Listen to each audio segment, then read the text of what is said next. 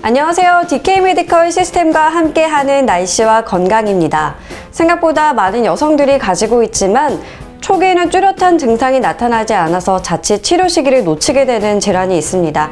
바로 갑상선의 호르몬의 변화에 의한 질환인데요. 오늘은 갑상선 질환의 모든 것에 대해 소중한 유여성외과의 박상엽 원장님을 모시고 말씀 나눠보도록 하겠습니다.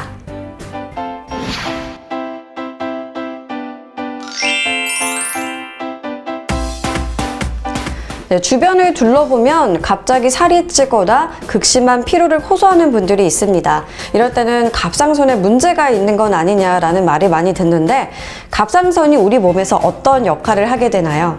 갑상선은 우리 몸의 발전소라고 보면 됩니다. 사람이 음식을 섭취해서 영양분을 뽑아내고 에너지로 전환해서 사람이 살아갈 수 있도록 하는 역할을 하죠. 그 외에도 각종 장기의 기능을 도와주는 역할을 합니다. 네, 그렇다면 이 갑상선의 기능에 문제가 생겼을 때는 어떤 증상들이 나타나게 되나요? 피곤하고 무기력해지고 우울증이 생기고 잠이 늘어나고 추위를 많이 타고 식욕은 떨어지는데 체중은 증가하고 변비가 생기게 됩니다. 반면에 기능 항진 같은 경우는 반대겠죠.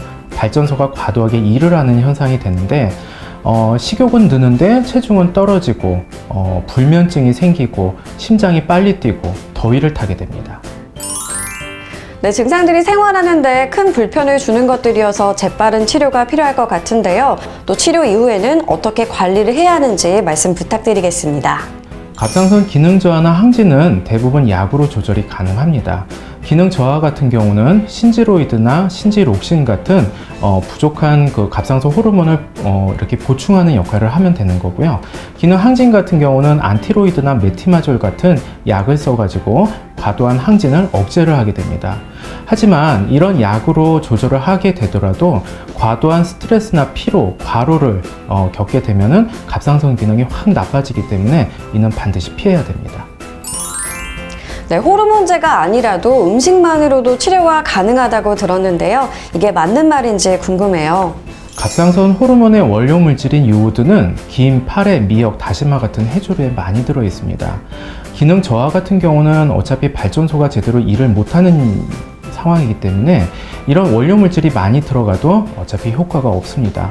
반면에 기능 항진 같은 경우는 안 그래도 호르몬이 많은 상태에서 원료 물질이 많이 들어오게 되면 그만큼 항진이 나빠질 수가 있기 때문에 이런 분들은 주의를 해야 되겠죠.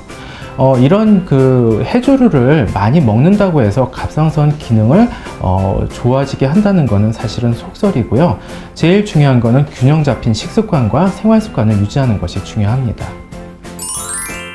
네, 스트레스가 많은 현대인들에게 피할 수 없는 질환이기도 하니까요. 흔한 증상이라도 쉽게 넘기시지 마시고 잘 관찰하셔서 소중한 건강 지키시기 바랍니다. 지금까지 날씨와 건강 박유라였습니다.